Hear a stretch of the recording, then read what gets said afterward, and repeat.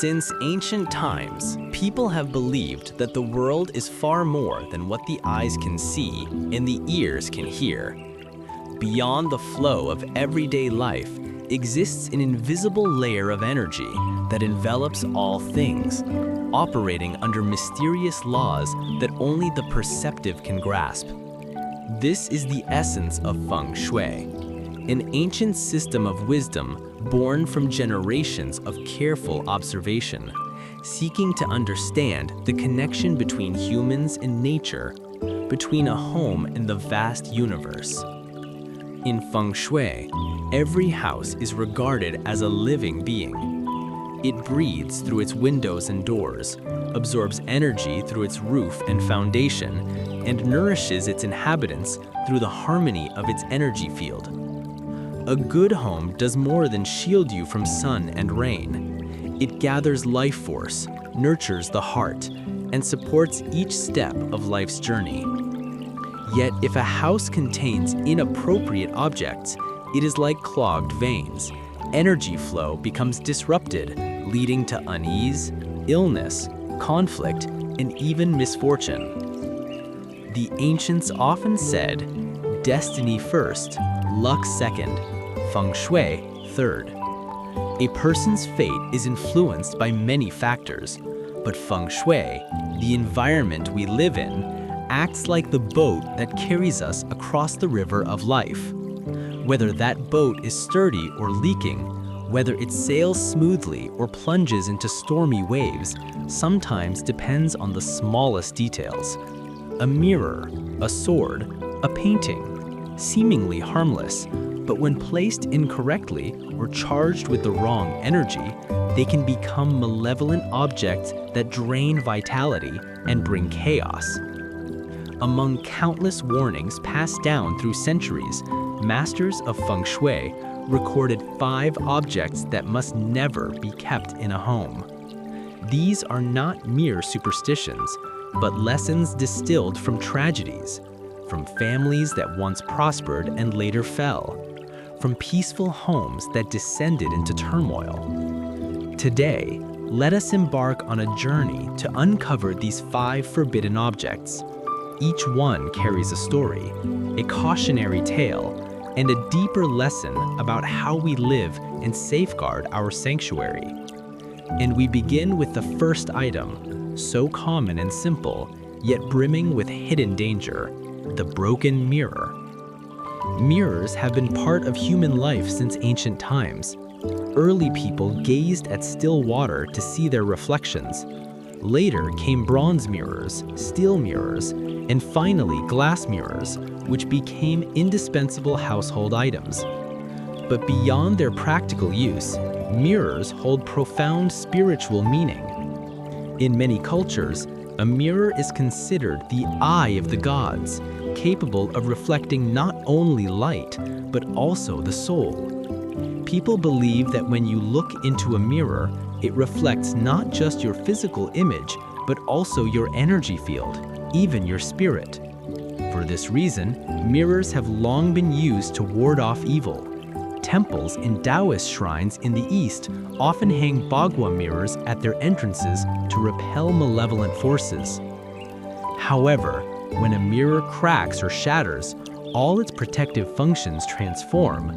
If a mirror is a window of reflection, a broken mirror becomes an open breach where positive energy leaks away and negative forces slip in. Feng Shui masters call it a disperser of qi, a thing that destabilizes the household. Folklore also links broken mirrors to separation and heartbreak. The saying, "a broken mirror cannot be made whole," is more than metaphor. It reflects the belief that a fractured mirror foretells fractured relationships. Stories abound of families where a mirror broke without cause, followed soon by quarrels, separations, or sudden illness. Even modern science offers explanations. A cracked mirror scatters light in chaotic patterns, creating distorted reflections that unsettle the mind. Rooms with broken mirrors often feel eerie and oppressive, disturbing sleep and emotional balance. Ancient texts like Zibuyu, What the Master Would Not Speak Of, tell of a wealthy merchant whose grand hall mirror mysteriously split during a storm. Soon after, his family suffered misfortunes. Children fell ill, relatives drifted apart, and his fortune crumbled. People believed the fractured mirror had foretold it all. In Japan, broken mirrors are likewise shunned, feared as portals for yokai, supernatural beings. Some rituals even use shattered mirrors to summon spirits, reinforcing their connection to the unseen. The traditional remedy is clear: never keep a broken mirror indoors. Each shard should be carefully gathered, wrapped in red cloth or clean paper, then buried in clean earth or released into a flowing river to cleanse its energy. Some traditions add incense offerings to calm the spirit world. Whether mystical or psychological, these acts bring peace of mind. Yet many modern households ignore the warning, leaving cracked mirrors in bathrooms or bedrooms. Both Feng Shui and psychology agree. A broken mirror in a place you frequent is like an invisible crack in your psyche, deepening instability over time. The broken mirror is more than a Feng Shui taboo. It is a metaphor. When our view of ourselves or the world becomes fractured, relationships around us splinter too. Clearing away broken mirrors is not just about tidying a room, but about cleansing the fragments of the past so that the reflection of our inner self can shine clear again. If the mirror represents reflection and subtle energy, blades and swords embody the opposite, fierce, aggressive force. Throughout history, swords symbolized power and conquest. Warriors treated their blades as extensions of their own spirit, and even religious rites employed swords to cut through evil. But precisely because of their strong, killing energy, swords and knives are ill-suited for everyday living spaces. The ancients repeatedly warned that hanging weapons in a house invites unrest, conflict among family members, and the slow erosion of peace. Classical Feng Shui calls such weapons objects of cutting force. A home is meant to be nurturing and harmonious, but the sharp presence of blades disrupts that balance. Over time, residents may become irritable, quick-tempered, and prone to arguments. An old text, Yangzai Shishu, states, "If a sword hangs in the hall, the household will know no peace, and strife will arise among its people." A famous tale from Guangdong tells of a wealthy family who proudly displayed an ancient sword in their living room to protect the household.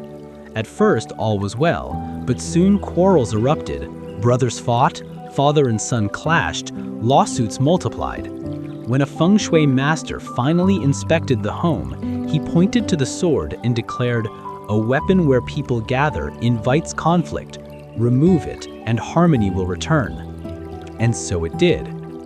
Even from a modern perspective, the warning holds true.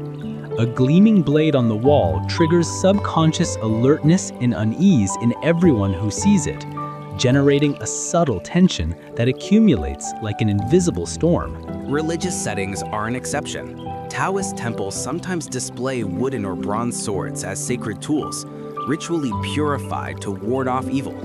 But household weapons carry no such blessing. Many have even tasted blood, storing a history of violence.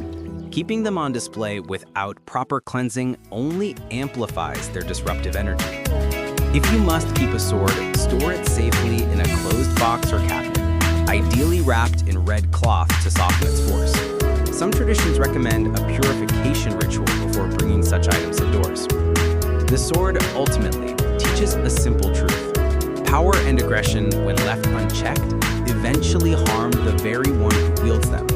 To remove the swords from our homes and from our hearts is to choose patience and peace over pride and conflict. If mirrors reflect and swords cut, paintings of wild beasts bring yet another kind of turbulence, raw, untamed ferocity. Images of roaring tigers, snarling lions, or eagles swooping on prey may symbolize courage and dominance in art, but when hung inside a living space, they radiate an unsettling energy. Feng Shui regards a home as a sanctuary of gentle harmony. but a painting of a predator exudes hostile chi. Piercing eyes, bared fangs, and lunging poses create an atmosphere of aggression. Over time, such images can cause anxiety, frighten children, and even disturb the elderly. Legends tell of a wealthy family in Shanxi who hung a painting of a tiger descending a mountain, believing it would ward off troublemakers. Instead, their household soon suffered strange misfortunes. Livestock died, children fell ill, visitors dwindled while quarrels multiplied. A Feng Shui master identified the culprit. The tiger descending is not guarding you, it is hunting within your home. Removing the painting restored calm. Psychology echoes these warnings. Violent imagery activates the brain's fight or flight response, creating chronic stress that manifests as irritability or family conflict. Not all animal art is harmful. Paintings of galloping horses, carp turning into dragons, or cranes in flight are considered auspicious. The key lies in the expression. A gentle lion or a resting tiger may protect rather than threaten. But if claws are bared and eyes blaze, best keep it out of living spaces. If you cannot part with such artwork, place it in a study or office facing outward, never in a bedroom or family room. Surrounding it with warm colors or greenery can soften its harsh energy. Ultimately, a house mirrors its owner's inner world. Those drawn to violent imagery may harbor unacknowledged anger or ambition. Choosing peaceful scenes nurtures a peaceful mind. If broken mirrors fracture energy, swords cut through harmony, and beast paintings provoke fear, dolls and human effigies introduce a subtler, eerier danger. Silent objects that seem almost alive. Across cultures, dolls have long been more than playthings. Many traditions view them as potential vessels for spirits. In Japan, hina dolls are set afloat on rivers to carry away illness and misfortune. In parts of Africa, dolls are used in rituals to summon or curse. Even in the West, wax or cloth dolls appear in ancient rites. The common thread is the belief that a human-shaped figure can host a soul willingly or not. Stories of haunted dolls abound. The infamous Annabelle in the US, a simple Raggedy Ann doll, is said to harbor a malicious spirit, terrifying even seasoned paranormal researchers. In Thailand, Kumantong child effigies are kept as household guardians, but come with strict rules and ominous warnings. Vietnamese folklore tells of dolls found in graveyards that bring nightmares, illness, or whispering voices when brought indoors. Feng Shui warns that dolls, especially old or second-hand ones, attract yin energy, the heavy, shadowy force of the unseen. A home requires bright, clean energy, but a room crowded with dolls becomes stagnant and oppressive. Children may suffer night terrors, adults insomnia, or a constant sense of being watched. Modern psychology offers its own explanation, the uncanny valley effect. When something non-human looks almost, but not quite human, our brains respond with unease. Dolls that resemble people too closely, especially in dim light, can be deeply unsettling. If you keep dolls, avoid placing them in bedrooms or main living spaces. Display them in bright, sunlight areas. Or better yet, pass old or unknown dolls on to others or perform a respectful farewell ritual. Japan even holds doll burning ceremonies to release lingering spirits. If you choose to keep them, balance their presence with positive items like crystal quartz, wind chimes, or a small lamp that stays lit to counteract heavy energy. Dolls remind us of humanity's desire to recreate life, a desire both wondrous and unsettling. But bringing such figures into a home without understanding is like inviting invisible guests to move in with you. Among all forbidden items, antiques occupy a special, complex place. If broken mirrors are fragments of fate, swords weapons of conflict, beast paintings symbols of fear, and dolls silent strangers, antiques are sealed memories, containers of history whose past may not always bless the present. Every antique has lived many lives. It may have graced royal courts, stood on ancestral altars, or witnessed war and tragedy. Feng Shui teaches that objects absorb the energy of every environment and person they encounter. The older the item, the thicker the layers of energy, sometimes auspicious, but sometimes burdened with grief or resentment. Chinese legends tell of a family who purchased an ancient jade vase, only to face illness, staff departures, and financial ruin, later learning the vase had been looted from a tomb. In England, Busby's stoop chair gained infamy when everyone who sat in it met untimely death, fulfilling a condemned man's curse. Even the seemingly innocent painting, The Crying Boy, is linked to unexplained house fires. Vietnamese folklore likewise warns against bringing home antiques from temples, graves, or unknown sources. They may carry the imprint of departed souls or lingering attachments. Modern science offers pragmatic reasons for caution. Antiques can harbor toxic materials like lead paint or mercury. Knowing that an object once belonged to the dead can also create subconscious stress, prompting people to attribute any misfortune to cursed energy. Dark, heavy objects can make a room feel oppressive even without supernatural help. Not all antiques are harmful. Items with clear, positive origins, temple offerings, consecrated statues, or heirlooms from thriving families may radiate good fortune. The key is provenance. Know the history before bringing the past into your present. If you already own antiques of uncertain origin, keep them in well-lit, airy spaces. Cleanse them regularly with sunlight, incense, or pure water. And if unease persists, consider donating them to a temple or museum where their energy can be respectfully neutralized. The ancients said, "Objects have owners, souls have homes." Bringing something from a strange past into your house is like inviting its entire story, told or untold, to live with you.